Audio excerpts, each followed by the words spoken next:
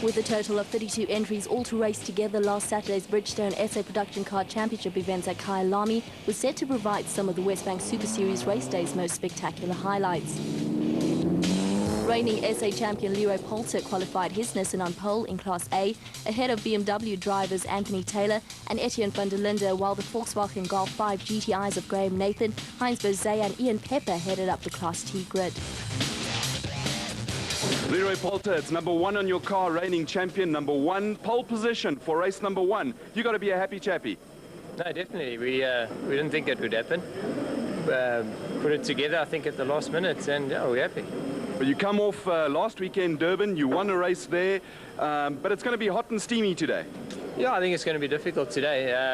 Anthony in the BM's very quick, quite a lot lighter than us as well. He had a bad event in Durban, so it's going to be, I think, a tough challenge from the BMW. In Class B, youngster Riyad Jaffa was quickest in his Toyota, leading Ben Morganwood's new Mazda RX-8, while Volkswagen drivers Etienne Prinsloo and Robbie Beninka topped the Class C times. Well, looks like problems right up front here for Anthony Taylor. He's had a problem in the pit lane and he will not be starting alongside Leroy Poulter as they go down towards turn number one. Keep your eyes open for the two Subarus of Davy Olivier and Peter Lindenberg, and of course Anthony Taylor making his way from the back of the field, not getting out onto the circuit in time, but Leroy Poulter did that and he has taken the whole shot down towards turn one. Class T being led out by Graham Nathan at this point in time. There we get a glimpse of that brand new Sassel Toyota Runex as we go on board now with Etienne van der Linde and chasing down Leroy Poulter. That's what it's going to be. Last year was all about the Nissans and the BMWs. Are we going to have to play out? Look at this great shot from Poulter as we look back at Etienne van der Linde, trying a few different lines as they start to climb up Westbank for the first time. Through Goodyear now and heading up towards Westbank. It's all about Poulter and van der Linde. Just behind them, though, it is Michael Steven with Rechard Roots all over the back of him. And Johan Free looking to go up the inside of Rechard Roots. Roots in the Bosel Sam Racing Nissan dealer team car. And he's sitting in fourth place looking for a way past Steven. We're on board here with Graham Nathan looking back at Ian Pepper. These two boys are going to be fighting hammer and tongs the whole season in Class T in these GTIs. The two minis just behind there is Robert Volk and, of course, Garth Verbirski in the Cashel one. And Davy Olivier starting to come through the field like a hot knife through butter in that Class A Subaru. Back at the front is Leroy Poulter and Etienne van der Linde. These guys not getting away from the rest of the field, but Marco de Cunha coming through there on the second of the BMWs before we go back to the Class T battle. Anthony Taylor also starting to come through some of those Class T guys. Here we go back to Class B, and look at this. It's Riyad Jaffa, and we're on board with Brian Martin. Brian Martin in the Pretoria Noord Toyota, and he's hanging on for dear life, battling at this point in time with not many guys. Just ahead of him is the battle for Class B's lead, and that's Riyad Jaffa and Ben Morganroot making a welcome return. The second of the Sassel Nissans there, that's Gary Formato, and he was having a bit of fun with the rest of the field back there. It looked like one of the Audis of Melville Priest, just coming through on the outside of Clint Weston. Oh, a little touch between Weston and Priest just hangs on to it for dear life. Weston just clipping the back end of him there. I don't think that was too malicious. I think it was just because of the line they came out of that corner in. And Melville Priest now dropping right to the back of even Class T with a lot of work to do. We go on board with Ben Morganroot pushing very hard here in the Zoom RX-8. First time out for this car, and it looks as if it's in good hands with the ex-champion in production cars and, of course, in Westbanks as well. Oh, he's taken a tap from Etienne Prinsloo. He's shoved his way through, and he's taken Banneker along for the ride. But great recovery, and showing his experience was Ben Morganroot. Yeah, pity we didn't get that on-board shot. That would have been fun in games. As they come through here, oh, action aplenty between van der Linde and Fourie. And it looks as if Michael Steven had to take evasive action. There was no way for him to go other than to go left. And Michael Steven doing a great job there. Fourie manages to hang on, but van der Linde is the one who's come off worst. Once again, as we saw down at the A1 Grand Prix, van der Linde being in amongst the action and coming off worst. That just looked like a shark attack as Fourie went piling into that corner, but he's got a good run. But look at Roots, oh, just siding his way up the inside of Fourie, and he's going to try and get away. He doesn't want to get involved in any action, and he's going to get his way to the front. Only 6 laps race this one. It's the sprint race. A little bit later on, we'll be seeing a little bit more action from these guys with an 18-lapper. But at this point in time, we just saw Peter Lindenberg in the Ferrado car going up the inside of Graham Nathan, who now leads Class T with Heinz Bozay right on his tail. Here they come through the S's there. That is Nathan. There's Bozay. The webcam car of Nathan pushing very, very hard. Class B, it's all about Riyad Jaffa. He's just ahead of Ken Whitfield, who's in a Class T GTI.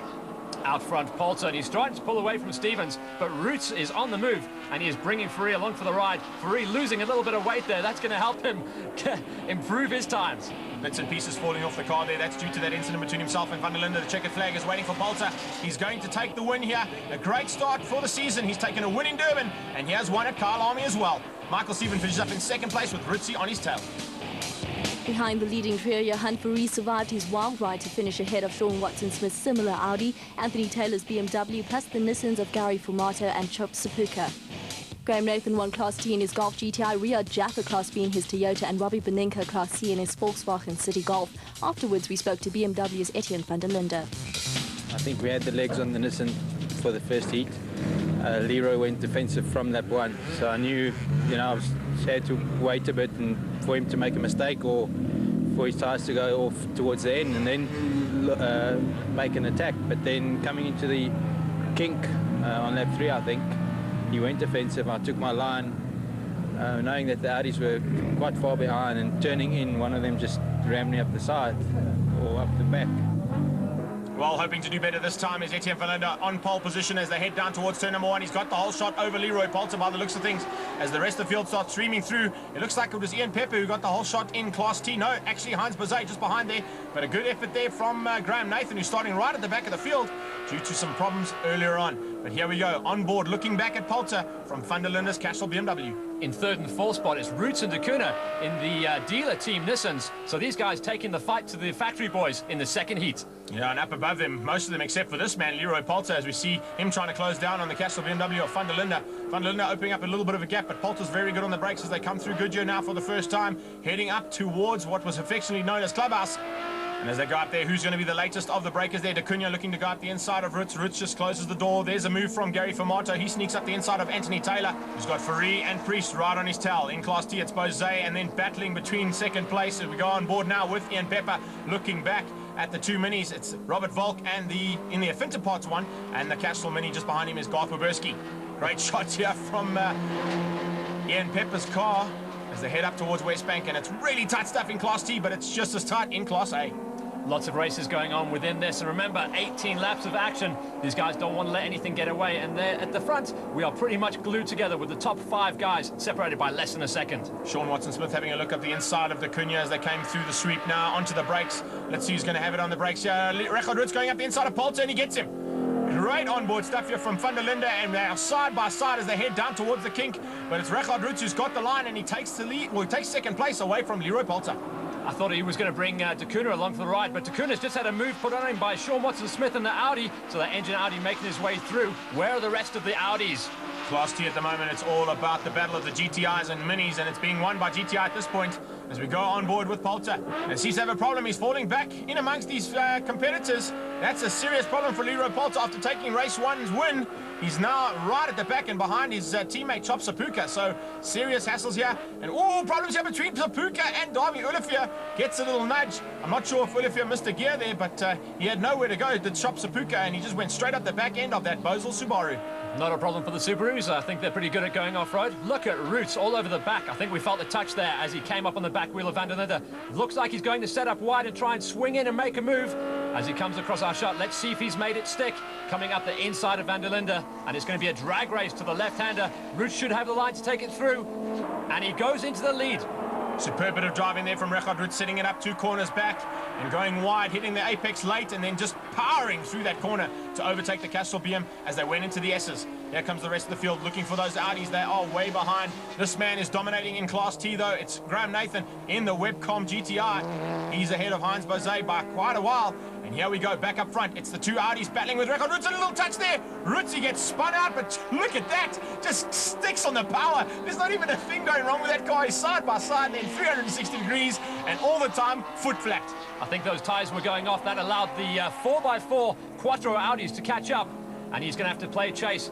There has been a coming together. Those 2 Audis have been having fun at the front, and look at the outside back wheel of Fourie's car. It is absolutely hanging off, and I think we've got the same problem on the inside of Priest. So these guys having a big coming together, and that's allowed Roots to get back into the lead. Now Roots is back up front there, coming together from Vic Maharaj Racing Team there, running separate sponsors, the MD Transport Audi of Fourie and the MyCar Sonics Audi of Melville Priest, coming together somewhere on the circuit and has damaged both sides. But here you can see the power of Quattro. four-wheel drive, allowing those vehicles still to continue racing and allowing them to finish up in second and third by the looks of things, because they're going to hang on for dear life. But Faris sneaking up the inside of Priest. Well done to him. This is a very tough race for these boys. 18 laps. That's right, they are literally driving the wheels off those Audis. Yep, as they come to take the checkered flag, it's going to be Richard Roots ahead of Johan Fourie and Melville Priest. They're going to come across the line side by side, but Ruti taking it for the dealer team. Listen, an effort there from Richard Roots. Here they come side by side. Who's it going to be? Is it going to be Melville Priest or is it going to be Johan Fourie? It looks like it's Priest, but only just. The Audis of Priest and Fourie finished 500ths of a second apart, followed by the Nissans of Superka, Fumato and Polter plus Lindenberg Subaru. Graham Nathan took another Class T win in his Golf GTI, leading Garth Roberski's Mini Cooper S, Ian Pepper's Golf GTI and Robert Volk's Mini Cooper S. Another highlight of the race was a relentless Class C battle between Robbie Benenka's Volkswagen City Golf and the Fiat Palio of defending SA Class champion Trevor Tuck. It was eventually resolved in Benenka's favour on the very final lap. Meanwhile, newcomer Riyad Jaffa made no mistakes, taking another Class B victory in his Toyota Ronex RSI, followed by the similar car of Sean Pike. Afterwards, the Nissan dealer team's Richard Roots accepted the spoils of a brilliantly earned race victory and spoke to us. Reggie Roots, winner race 2. You can start smiling now. Colin, it was an awesome race. There were some dirty dogs out there, and they got their due. They deserve it. I won't say who because the Audi drivers will know. We saw that. Tell us, just talk us through. 1 minute you were in the lead, next you weren't in the lead, then you were in the lead. I lost some time with the slower cars. I decided to take a full approach, and they got up. The four-wheel drive was helping them in the last lap. They got next to me. I was defensive, but they just kept bashing into me until they spun me. Then they did it to each other, and like I said, every dirty dog gets his day, eh?